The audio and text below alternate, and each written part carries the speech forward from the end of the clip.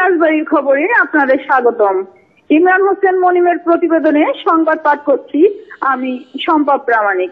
কুষ্টিয়ায় জাতির জনক বঙ্গবন্ধু শেখ মুজিবুর রহমানের ভাস্কর্য ভেঙে ফেলার প্রতিবাদে রাজবাড়ী জেলা যুবলীগ ও ছাত্রলীগের উদ্যোগে পৃথক বিক্ষোভ মিছিল ও সমাবেশ করা হয়েছে। রবিবার দুপুরে ও বিকালে জেলা আওয়ামী লীগ কার্যালয়ের সামনে থেকে বের করা হয় ওই বিক্ষোভ মিছিল। মিছিলটি জেলা শহরের প্রধান সড়ক প্রদক্ষিণ শেষে রেলগেট, শহীদ মুক্তিযোদ্ধা স্মৃতিস্তম্ভ সমাবেশে মিলিত হয়।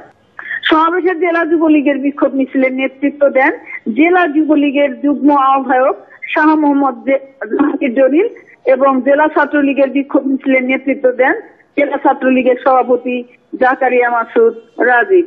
সমাবেশে যুবলীগ ও ছাত্রলীগের অন্যান্য নেতারা বক্তৃতা করেন।